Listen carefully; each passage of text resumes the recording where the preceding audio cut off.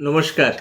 আজকে একটা অদ্ভুত ইনসিডেন্ট বলবো, যেটা আমরা ভিডিওজেও বহুবার অনেক সিচুয়েশনে ন্যারেট করেছি, কিন্তু ভাবলাম যে রিসেন্টলি ইনসিডেন্টটা ঘটেছে, তো খুব রেলেভেন্ট ইনসিডেন্টস। আমরা সবসময় বলি যে যদি কারোর থেকে কিছু পান, সেটা চেষ্টা করবেন তাকে শোধ করে দিতে। যদি কারোর থেকে কাউকে আপনার কিছু দেওয়ার থাকে, সেটা চেষ্টা করবেন যে একটু যত তাড়াতাড়ি পারেন দিয়ে দিতে, and don't keep things pending, বাকি রাখবেন না।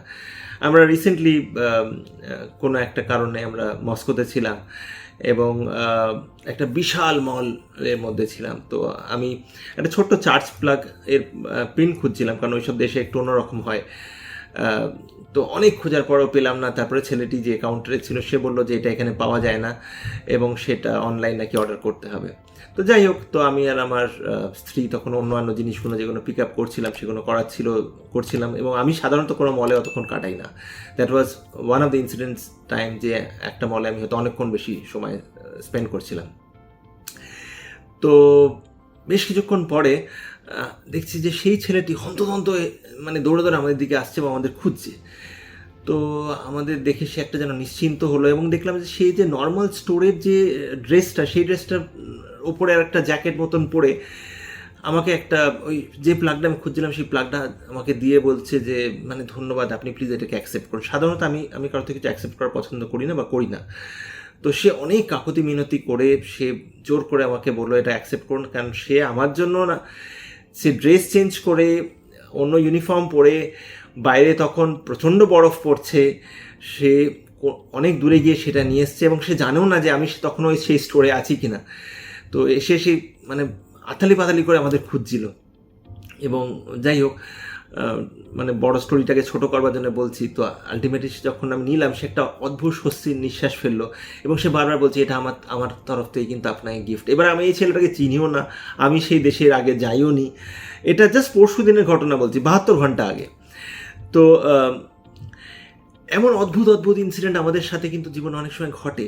টিপিক্যালি কী হয়, হয়তো কোনো একটা জীবনে তার সাথে কোনো একটা সময় কানেকশান ছিল, যখন আমি তার কাছে কিছু হয়তো একটা পেতাম, তো সে কিন্তু বারবার চেষ্টা করবে সে আপনাকে এনকাউন্টার করে সেইটাকে ক্লোজ করতে। তো ফর্চুনেটলি আমাদের দুজনে দেখা হয়ে গিয়েছিল এবং সে ওই ব্যালেন্সটাকে ক্লোজ করেছে। এবং বিশ্বাস করবেন, যখন আমি তার থেকে গ্রহণ করলাম, যে শান্তি তার মুখে দেখতে পেলাম, সেটা একটা অদ্ভুত শান্তি, এবং দেওয়ার পরে সে যেন কোথাও উধাও হয়ে গেল। এই জিনিসটা কিন্তু আপনারাও জীবন চলার পথে মনে রাখবেন। যদি কাউকে কিছু দেওয়ার থাকে, কাউকে কিছু আপনাদের শোধ করার থাকে, চেষ্টা করবেন যে পেন্ডিং না রাখতে, কারণ জীবন এর পথ চলবার সময় এটা কিন্তু মনে রাখবেন যে যদি কিছু ওপেন এন্ডেড থাকে, আপনাদের কিন্তু তাহলে ব্যালেন্স শিট ক্লোজ করতেই হবে। সেই ব্যালেন্স শিট আপনি এই জীবনেই ক্লোজ করুন কি পরের জীবনেই ক্লোজ করুন। এবং এটা কিন্তু আমি আমার আগের সেশনসে আমি অনেক বুঝিয়েছি, আমি অনেক রকম রিইনকার্নেশনের স্টোরি বলেছি। এটা রিসেন্টলি যেহেতু হলো, আমি ভাবলাম যে এটা খুবই রেলেভেন্ট এই সত্যি ঘটনাটাকে শেয়ার করবার জন্য।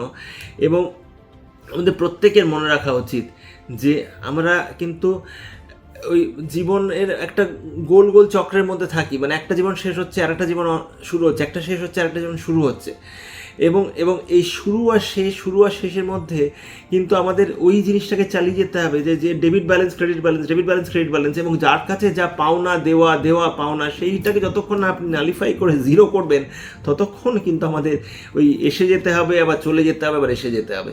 তো এই ইনসিডেন্টটা কিন্তু আবার বুঝিয়ে দেয় যে যতটা আমরা পারবো আমরা ভালোভাবে সুন্দরভাবে জীবন কাটাবো, এবং যার কাছে যা দেওয়ার আছে, যদি কাউকে কিছু কমিট করে থাকেন, চেষ্টা করবেন সেটাকে যেন আপনারা পরিপূর্ণভাবে অ্যাকমপ্লিশ করতে পারেন। নাহলে কিন্তু ওইটুকু জিনিস পেন্ডিংয়ের জন্য আবার সেই লোকটার সাথে দেখা হবে। ধন্যবাদ।